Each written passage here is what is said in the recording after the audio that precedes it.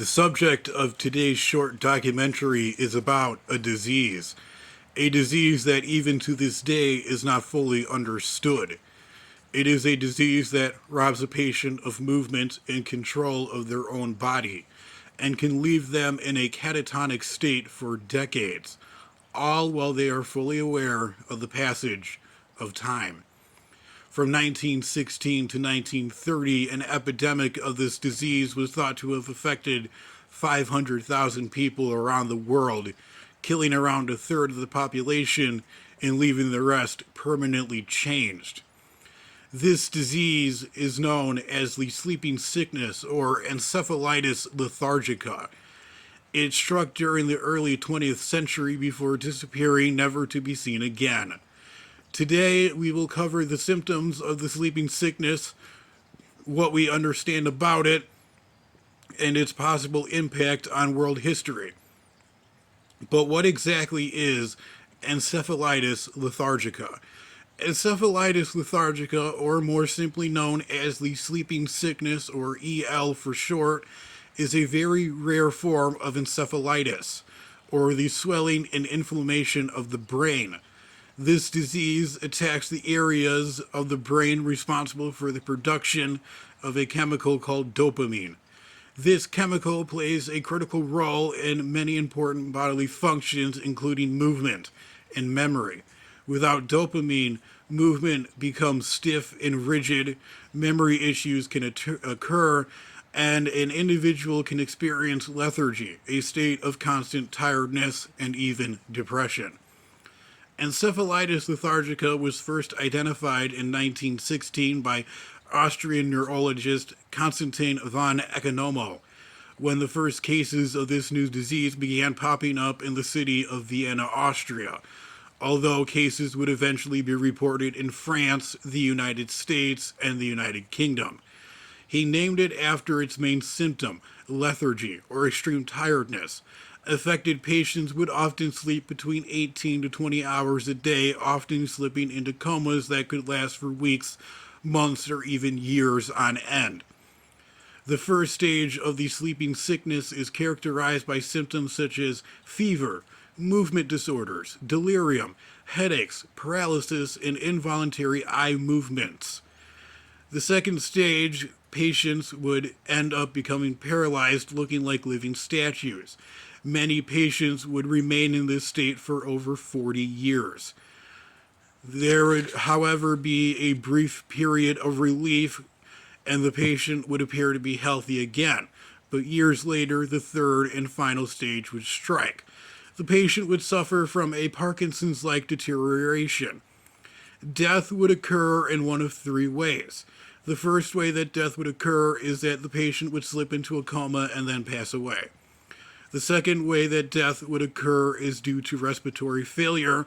This is because of the rigidity of the upper body and upper chest would make breathing extremely difficult. And the third way that death would possibly occur would be from brain damage caused by the inflammation of the brain tissue. A patient's arms and legs would become incredibly weak or rigid, requiring assistance with movement. The facial muscles would become paralyzed, resulting in patients unable to engage in facial expressions. Patients would also suffer from what was known as an oculogenic crisis, which is when the eyes roll up and back into the head, leaving only the back of the eyes exposed. This could last for a few moments to a few hours. Patients would also experience drastic change in their mood or in their persona, which was caused by the inflammation of the brain. The patients would be quick to anger, often losing parts of who they were prior. Younger people from the ages of 10 to 45 would especially be victims of this disease. Many of these patients would end up in specialized hospitals, sanatoriums, and assisted living homes, forgotten for the most part as the world moved on. There was no cure developed to effectively treat encephalitis lethargica.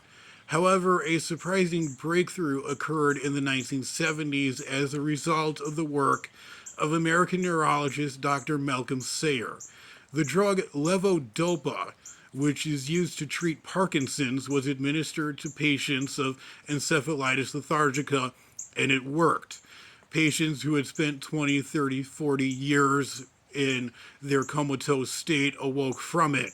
It was a moment of utter joy for them, and many spent their days dancing in celebration. However, the joy was short lived, and after a year of treatment, many patients eventually became unresponsive to the levodopa treatments and slipped back into their comatose state. This now, of course, begs the question, why has no one ever heard of the sleeping sickness epidemic? The answer is rather quite simple.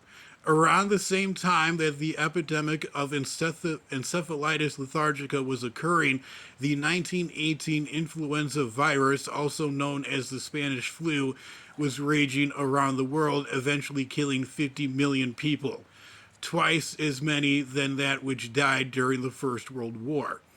And while scientists had attempted to establish a link between encephalitis lethargica and the Spanish flu, none was ever found.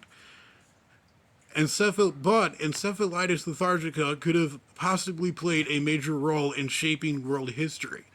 American President Woodrow Wilson was to play a major role in the post-World War I peace talks in Versailles. He stood out because of his position that Germany should not be harshly punished, which was at odds with his war-torn French and British colleagues.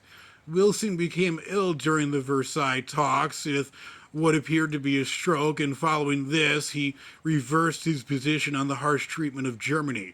However, encephalitis lethargica could be the reason for this major change, as Wilson became bedridden and became prone to bouts of euphoric or manic episodes and became extremely paranoid of protecting his papers from everyone. The consequences of the Treaty of Versailles are understood to have contributed to the rise of fascism in Germany, which resulted in the Second World War. In conclusion, there is no doubt that encephalitis lethargica is one of the more disturbing diseases of the 20th century. And while overshadowed by the Spanish flu, it is nevertheless a nightmare. The horror of losing control of one's body is a horror that one cannot fully comprehend. And even though the disease has been gone for more than a century, that does not mean that it could return again in the future to ravage the world once more.